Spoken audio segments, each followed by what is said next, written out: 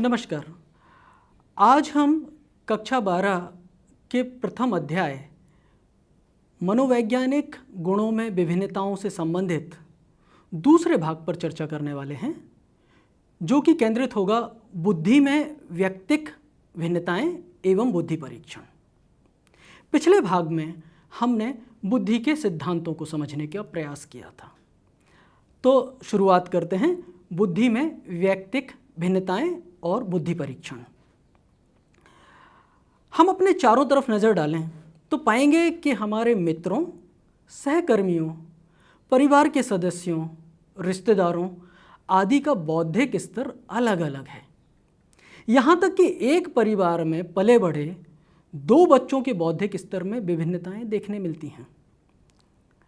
ऐसे में प्रश्न आते हैं कि इन व्यक्तिगत विभिन्नताओं का कारण क्या है, व्यक्तिक विभिन्नताओं का स्वरूप क्या है और विचलन का स्तर कितना है।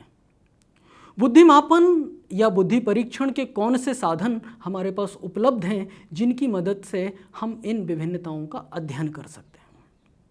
यदि हम बुद्धि में व्यक्तिगत भिन्नताओं की चर्चा करें और उनके कारणों को जानने का प्रयास करें तो दो तरह के कारण सामने आते हैं, आनुवांशिक कारण और पर्यावरण संबंधी कारण।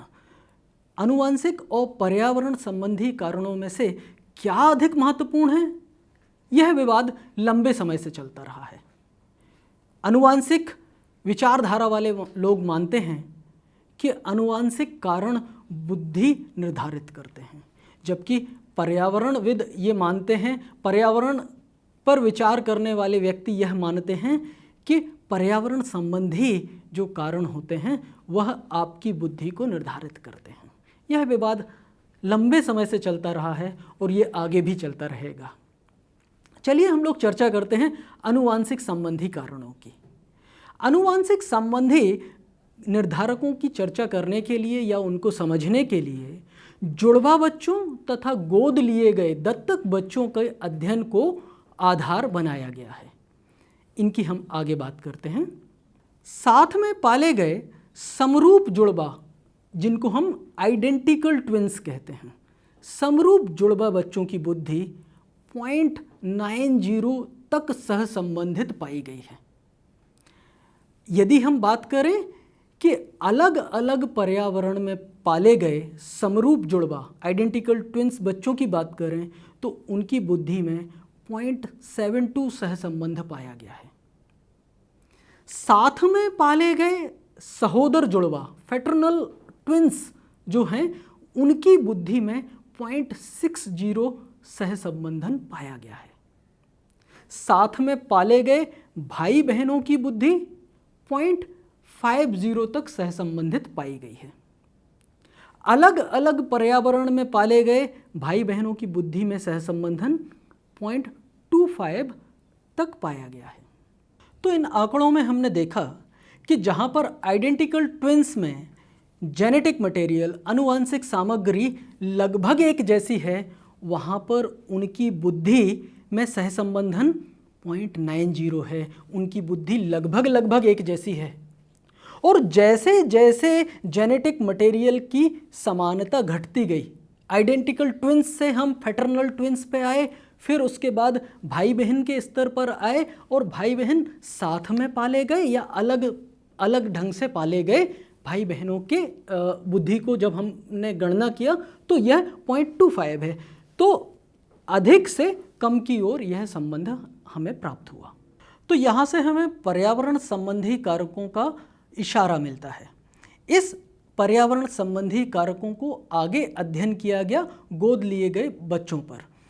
हमने यह देखा कि सुविधा वंचित घरों के बच्चों को जब संपन्न परिवारों के व्यक्तियों ने गोद लिया तो इन बच्चों की बुद्धि लब्धि के प्राप्तांकों में प्रगति हुई, जो इस तरफ इशारा करता है कि यदि बच्चे को पर्यावरण के स्तर पर वंचन का सामना करना पड़े, वह डिप्राइव रहता है सुविधाओं से, वह डिप्राइव रहता है उद्दीपन से, वह डिप्राइव रहता है सीखने के माहौल से, तो बुद्धि का विकास कम होता है, बुद्धि का विकास घट जाता है। बुद्धि आनुवांशिकता तथा पर्यावरण, नेचर और नर्चर, की जटिल अंतःक्रिया का परिणाम होती है। बुद्धि के इस विभिन्नताओं को मापन करने के लिए अलग अलग तरह से प्रयास किए गए हैं।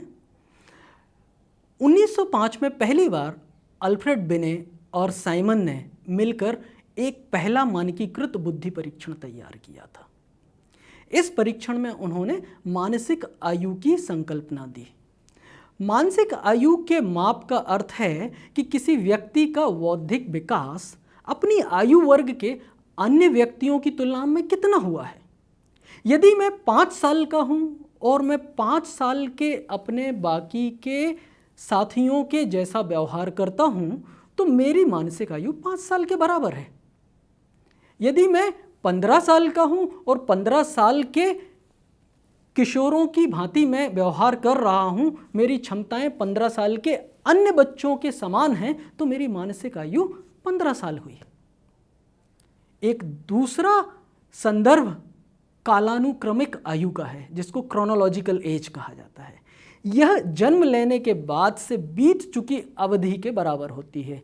यानी मैं यदि 1990 में मेरा जन्म हुआ था तो सन 2000 में मैं 10 साल का हुआ, तो यह सीधा सीधा हमारे जन्म से लेकर आज तक के समय है।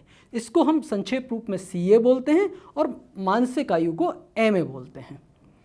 बिने तथा साइमन द्वारा यह माना गया कि यदि किसी बच्चे की मानसिक आयु कालानुक्रमिक आयु से 2 वर्ष कम है तो उसको बौद्धिक रूप से मंद कहा जा सकता है, या इस संप्रत्यय को बौद्धिक मंदता कहा जाता है। बुद्धि को माप करने के लिए एक और संप्रत्यय सामने आया जिसको विलियम स्टर्न ने 1912 में प्रतिपादित किया। यह संप्रत्यय है बुद्धि लब्धि का। बुद्धि लब्धि के लिए विलियम स्टर्न कहते हैं कि बुद्धि लब्धि हमारे मानसिक आयु, उसको हम विभाजित कर दें कालानुक्रमिक आयु से और उसमें 100 का हम गुणा कर दें। यह एक तरह से बुद्धि लब्धि का उन्होंने सूत्र दिया है। तो इस तरह से बुद्धि लब्धि के सूत्र के द्वारा हम अलग अलग व्यक्तियों का बुद्धिमापन कर सकते हैं और उनकी बुद्धि लब्धि ज्ञात कर सकते हैं। यदि हम देखें कि यह बुद्धि लब्धि समाज में किस तरह से वितरित है, तो सांख्यिकी का एक मॉडल है जिसमें हम ये कहते हैं कि बुद्धि सामान्य रूप से वितरित होती है। यदि आप अपने स्क्रीन पर देखें तो सामान्य संभाव्यता वक्र को यहाँ पर प्रदर्शित किया गया है। आप देखें तो x अक्ष पर नीचे की तरफ बुद्धि बढ़ते क्रम में दिखाई गई है। 0 से लेकर आगे 120, 140, 150 तक बुद्धि आगे बढ़ रही है। यदि हम y अक्ष पर देखें तो यह समाज में व्यक्तियों की संख्या बढ़ रही है। हम देखेंगे कि औसत बुद्धि, जो कि हम इस चित्र में 100 मान के चल रहे हैं, 100 बुद्धि वाले व्यक्ति समाज में सबसे ज़्यादा हैं। 100 से थोड़ा सा कम, 10 अंक कम कर लीजिए, या फिर 100 से 10 अंक ऊपर इनकी संख्या थोड़ी सी समाज में घट जाती है। 10 अंक और नीचे चले जाते हैं या 15 अंक और नीचे चले जाते हैं, तो समाज में जिस तरह से यह बुद्धि की संख्या को हम कम करते जाएंगे तो उन व्यक्तियों का प्रतिशत समाज में कम होता जाएगा। और यदि इसी तरह से बुद्धि का संख्या हम आगे बढ़ाते जाएं, IQ आगे बढ़ाते जाएं, बुद्धि लब्धि आगे बढ़ाते जाएं, तो ऐसे व्यक्ति भी समाज में कम हैं। सबसे ज़्यादा प्रतिभाशील, बहुत अच्छे बुद्धि वाले व्यक्ति समाज में कम हैं, लगभग 2% के लगभग हैं। और ऐसे जिनकी बुद्धि लब्धि 70 से कम है, ऐसे व्यक्ति भी समाज में 2% से कम हैं। तो इस चित्र के माध्यम से आपने इस चीज़ को, इस संप्रत्यय को समझने का प्रयास किया। इस चित्र में हमने देखा है कि हमने मध्यमान 100 से लेकर 10 कम या 10 ज़्यादा करते हुए इस वक्र को हमने बनाया है। यह चित्र जो है यह NCERT की पाठ्यपुस्तक से लिया गया है। कुछ अन्य पुस्तकों में यदि आप देखेंगे तो 100 से 15 के विचलन पर हमने आगे बढ़ाया है, या 15 घटा कर हमने इस वक्र को तैयार किया है। तो इस वक्र के दोनों ही छोरों पर हमने यह देखा है कि कुछ इस तरह की स्थितियां हैं जिनको हम विचलन स्थिति बोल सकते हैं। ये डेविएंट हैं, ये अलग हैं, ये कुछ खास हैं। यदि हम कम बुद्धि लब्धि की तरफ बात करें तो इस तरह के विचलन को हम लोग बौद्धिक अक्षमता के रूप में जानते हैं, या इस टर्म को इंटेलेक्चुअल डिसेबिलिटी या बौद्धिक अक्षमता कहा गया है। जबकि मध्यमान से अधिक की ओर 130 से ऊपर आईक्यू या बुद्धि लब्धि वाले व्यक्तियों को हम लोग इंटेलेक्चुअली गिफ्टेड, बौद्धिक रूप से प्रतिभाशाली व्यक्ति कहते हैं। बौद्धिक अशक्तता, इंटेलेक्चुअल डिसेबिलिटी के स्वरूप को हम समझते हैं। सबसे पहले इसके अंतर्गत एक पहली शर्त है कि किसी भी व्यक्ति को जब तक हम बौद्धिक रूप से अक्षम व्यक्ति नहीं कह सकते हैं जब तक कि उसका IQ 70 से कम ना हो, उसकी बुद्धि लब्धि 70 से कम ना हो। साथ ही उसके अनुकूलन व्यवहार में न्यूनता या सीमितता देखने में मिलती है। अनुकूलन व्यवहार से तात्पर्य है ऐसे व्यवहार जो हमारे दैनिक क्रियाकलापों में हमें सहयोगी होते हैं, जैसे कि हमारा सुबह के नित्य क्रियाकर्म, हमारे कपड़े पहनने के कौशल, हमें अपने आप को तैयार करने के कौशल, ग्रूमिंग स्किल जिनको कहा जाता है, या फिर समुदाय में उपलब्ध संसाधनों का उपयोग करना। इस तरह की कुशलताएं हमारे अनुकूलन व्यवहार का हिस्सा कहलाती हैं। तो पहली शर्त है बुद्धि लब्धि 70 से कम होनी चाहिए, दूसरी शर्त है अनुकूलन व्यवहार सीमित होना चाहिए, और तीसरी शर्त है कि ये दोनों लक्षण विकासात्मक अवधि में परिलक्षित हो जाने चाहिए। विकासात्मक अवधि से तात्पर्य है जन्म से लेकर 18 साल की उम्र तक यदि ये दो लक्षण सामने आ जाते हैं तब हम किसी व्यक्ति को बौद्धिक अशक्तता या इंटेलेक्चुअल डिसेबिलिटी वाला व्यक्ति बोल सकते हैं। चलिए अब हम बात करते हैं बौद्धिक अशक्तता के विभिन्न वर्गों की। बुद्धि लब्धि के आधार पर हम 4 मुख्य रूप से इनको विभाजित कर सकते हैं। बौद्धिक अक्षमता का पहला प्रकार है अति अल्प बौद्धिक अक्षमता, माइल्ड इंटेलेक्चुअल डिसेबिलिटी। इस तरह की बौद्धिक अक्षमता में व्यक्ति या बच्चे का IQ या बुद्धि लब्धि 55 से लेके 69 के बीच में होती है, 55 to 69। अगले तरह का प्रकार है अल्प बौद्धिक अशक्तता, moderate intellectual disability. Moderate intellectual disability में IQ 35 से 40 से शुरुआत होकर 50 से 55 तक संभव हो सकता है। तीसरे तरह की बौद्धिक अक्षमता है सीवियर इंटेलेक्चुअल डिसेबिलिटी, गंभीर बौद्धिक अक्षमता। इसमें IQ 20 से 25 से शुरुआत होकर 35 से 40 तक संभव है। चौथे तरह की बौद्धिक अशक्तता है प्रोफाउंड इंटेलेक्चुअल डिसेबिलिटी, अति गंभीर बौद्धिक अशक्तता। इस स्थिति में बच्चे की बुद्धि लब्धि 20-25 से भी कम होती है। यदि हम देखें तो अति अल्प से लेकर अति गंभीर तक बुद्धि लब्धि क्रमशः कम हो रही है। 70 से लेकर हम 20 तक पहुंच गए हैं 4 अलग अलग वर्गों में। अब हम लोग बात करते हैं बौद्धिक प्रतिभाशीलता की। एक तरफ बौद्धिक अक्षमता जहाँ पर बुद्धि लब्धि 70 से कम है, दूसरी तरफ बौद्धिक प्रतिभाशालिता जहाँ पर बुद्धि लब्धि 130 से अधिक है। टर्मन ने 1925 में अधिक बुद्धि लब्धि वाले 1500 बच्चे, ध्यान रखिएगा उन्होंने 130 से अधिक बुद्धि लब्धि वाले 1500 बच्चों का अध्ययन प्रारंभ किया था, और इसके बाद कई तरह के अध्ययन हुए और मनोवैज्ञानिकों ने यह माना कि प्रतिभाशालिता बच्चे की उच्च योग्यता, हाई एबिलिटी, उच्च सृजनशीलता, हाई क्रिएटिविटी, उच्च प्रतिबद्धता, हाई कमिटमेंट जैसे गुणों के संयोजन पर निर्भर करती है। प्रतिभाशाली व्यक्ति जो होता है उसके बचपन से ही कुछ लक्षण परिलक्षित होने लगते हैं। शैशवकालीन कुछ लक्षणों को हम चर्चा करते हैं। पहला लक्षण है अवधान विस्तृति। इन बच्चों को आप देखेंगे तो उनके अवधान में विस्तृति का गुण आप पाएंगे। इनका अटेंशन स्पान अधिक होता है। अटेंशन स्पान अधिक होने का मतलब है कि व्यक्ति एक समय में ज़्यादा सूचनाओं पर ध्यान दे सकता है।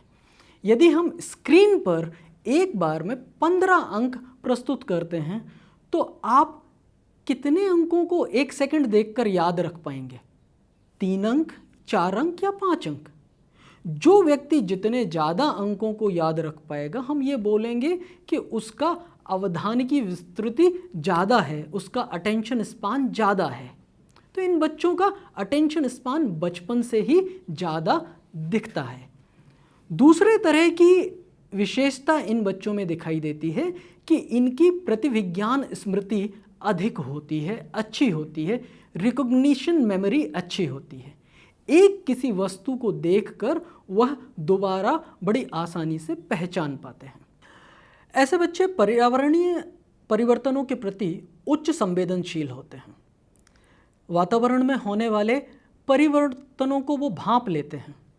कमरे के अंदर जो तापमान है उसके स्तर में परिवर्तन होना, या कमरे के अंदर प्रकाश के स्तर में परिवर्तन होना, या शोर के स्तर में जो परिवर्तन होना, उस तरह के परिवर्तनों के प्रति ये संवेदनशील होते हैं।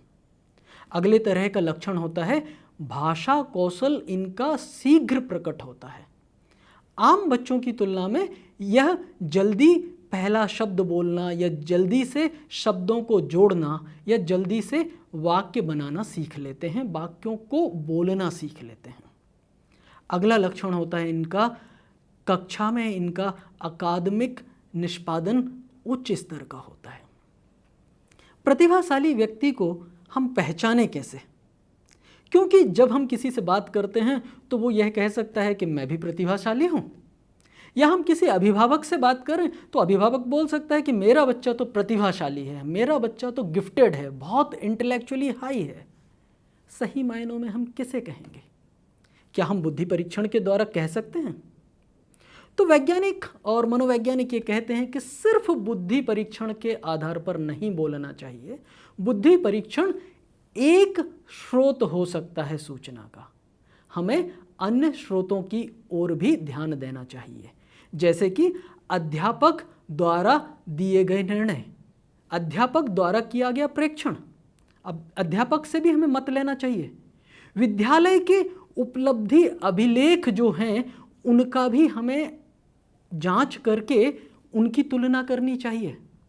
बच्चों के माता पिता से लिया गया साक्षात्कार, कक्षा के अन्य बच्चों या फिर समकक्षियों के द्वारा उस व्यक्ति के बारे में जो निर्णय हैं उसके आधार पर, इस तरह से बहुआयामी सूचना संग्रह करके हम यह निर्णय लेते हैं कि व्यक्ति प्रतिभाशाली है या नहीं है। चलिए अब हम बात करते हैं कि इन बुद्धि परीक्षणों को हम कैसे करेंगे और बुद्धि परीक्षण किस तरह के हैं, कितने तरह के हैं। मुख्य रूप से बुद्धि परीक्षणों को कुछ भागों में कुछ आधार पर वर्गीकृत किया गया है, जैसे वैयक्तिक बुद्धि परीक्षण या फिर समूह बुद्धि परीक्षण। तो जब हम वैयक्तिक बुद्धि परीक्षण की बात करते हैं तो वो ऐसे परीक्षण होते हैं जिसमें एक बार में एक ही बच्चे या व्यक्ति का हम बुद्धि परीक्षण कर सकते हैं, जबकि समूह बुद्धि परीक्षण में एक बार में हम बहुत बड़े या छोटे समूह पर एक साथ परीक्षण कर सकते हैं। तो पहला आधार है वर्गीकरण का कि वैयक्तिक बुद्धि परीक्षण हो सकते हैं या फिर समूह बुद्धि परीक्षण हो सकते हैं। बुद्धि परीक्षणों का अगला प्रकार है शाब्दिक बुद्धि परीक्षण। शाब्दिक बुद्धि परीक्षणों में इस तरह की सामग्री होती है जिसको हम मौखिक रूप से बोल भी सकते हैं या फिर हम पढ़ सकते हैं। लिखित सामग्री होती है, उसको हम पढ़कर प्रश्न को हल कर सकते हैं। इस तरह के प्रश्नावलियों में, इस तरह के परीक्षणों में अक्सर भाषा संबंधी और गणित संबंधी या फिर तर्क संबंधी पद सम्मिलित किए जाते हैं। अगला प्रकार है अशाब्दिक परीक्षण। अशाब्दिक परीक्षणों में हम रेवेंस प्रोग्रेसिव मैट्रिसेस को ले सकते हैं। आप अपने स्क्रीन पर देख पा रहे होंगे कि जैसे एक चित्र बना हुआ है, इस तरह के परीक्षण में कोई शब्द का इस्तेमाल नहीं हो रहा है। बच्चे को बस यह बताना होता है कि इस बड़े भाग में एक मिसिंग पार्ट है, वो मिसिंग पार्ट नीचे दिए गए 6 विकल्पों में से किस विकल्प के माध्यम से भरा जा सकता है। तो इस तरह के परीक्षणों में मौखिक या लिखित शब्दों का इस्तेमाल नहीं होता है। अगला प्रकार है निष्पादन परीक्षण। निष्पादन परीक्षण को उदाहरण के रूप में कोह-ब्लॉक परीक्षण के द्वारा समझा जा सकता है। कोह-ब्लॉक परीक्षण में कुछ लकड़ी के गुटके होते हैं। उन गुटकों को दिए गए डिज़ाइन या दिए गए इमेज के अनुसार जमाना होता है, तो यह निष्पादन करना होता है। कुछ परीक्षण मिश्रित परीक्षण होते हैं, जैसे वैशलर वयस्क बुद्धि मापनी। यह परीक्षण सबसे ज़्यादा उपयोग किए जाने वाले परीक्षणों में से एक है और इस परीक्षण में शाब्दिक, अशाब्दिक और निष्पादन उपभाग सम्मिलित किए गए हैं। परीक्षणों को हम जब किसी बच्चे के साथ करते हैं तो हमें सावधान रहना होता है कुछ ऐसी बातों के प्रति कि कहीं जाने या अनजाने में हम परीक्षण का कोई दुरुपयोग तो नहीं कर रहे हैं। बात करते हैं कुछ उन मुद्दों की जिनमें संभावना होती है कि हमसे परीक्षण का दुरुपयोग हो सकता है। पहला मुद्दा है कलंक संबंधी या लेबल करना। आप देखेंगे मनोवैज्ञानिक परीक्षण किया और किसी बच्चे का IQ 70 से कम आया या फिर 75 आया, तो हम बोलते हैं कि ये तो बॉर्डर लाइन पे है, ये बच्चा बस कभी भी मेंटली रिटार्डेड हो सकता है। हम लेबल करना चालू कर देते हैं, एक कलंक जोड़ देते हैं उस बच्चे के साथ। और इसी से जुड़ा हुआ है अगला मुद्दा। जैसे ही हम किसी बच्चे को लेबल करना चालू करते हैं, किसी बच्चे के ऊपर एक टैग लगा देते हैं, ब्रांड कर देते हैं उस बच्चे को, उसके साथ हमारा आचरण भेदभावपूर्ण होने लगता है। हम ये मान लेते हैं कि ये तो कमज़ोर बच्चा है, यदि इसका निष्पादन कम है तो इस पे ज़्यादा ध्यान देने की आवश्यकता नहीं है, तो संभावना है कि हमारा आचरण भेदभावपूर्ण हो। अगली संभावना है, अगला मुद्दा है कि पक्ष में अभिनत परीक्षण। कुछ परीक्षण होते हैं जो बायस्ड होते हैं। परीक्षण इस तरह से बनाए गए हैं कि उनके मानक नगरीय मध्यम वर्गीय सांस्कृतिक व्यक्तियों पर आधारित हैं। तो यदि किसी ग्रामीण बच्चे का बुद्धि ऐसे परीक्षण पर मापा जाएगा तो निश्चित रूप से उस बच्चे की बुद्धि कम ही निकलेगी, जबकि यह परीक्षण का दोष है, उस बच्चे की बुद्धि तो ठीक है। अगला मुद्दा है कि बुद्धि परीक्षण सृजनात्मकता का या फिर व्यवहारिक पक्ष का मापन नहीं कर पाते हैं, जबकि सृजनात्मकता और व्यवहारिक पक्ष जीवन में अति महत्वपूर्ण होते हैं। अब हम बात करते हैं भारत में बुद्धि परीक्षणों की। 1930 में श्री मोहसिन द्वारा हिंदी में पहला बुद्धि परीक्षण बनाया गया था। इसके बाद से कई बुद्धि परीक्षण भारत में बनाए गए और साथ ही साथ भारतीय मनोवैज्ञानिकों ने भारत में तो बुद्धि परीक्षण बनाए ही और साथ ही पाश्चात्य लेवल पर जो वेस्टर्न वर्ल्ड में बुद्धि परीक्षण उपलब्ध थे उनके भारतीय मानक भी तैयार किए। तो इस तरह से हमारे देश भारत में दोनों तरह के परीक्षण उपलब्ध हैं। वे परीक्षण जो पूर्ण रूप से भारत में ही बनाए गए हैं और दूसरे वे परीक्षण जो विदेशों में तैयार किए गए लेकिन उनके मानक हमने यहाँ पर तैयार किए। तो छात्रों, आज हमने बुद्धि की व्यक्तिक भिन्नताओं के बारे में समझना और साथ ही साथ हमने बुद्धि का मापन कैसे किया जा सकता है, उनके लिए क्या क्या परीक्षण उपलब्ध हैं, उनके बारे में जाना है। अगले भाग में हम लोग सांस्कृतिक बुद्धि और विशेष क्षमताओं के बारे में चर्चा करेंगे। नमस्कार।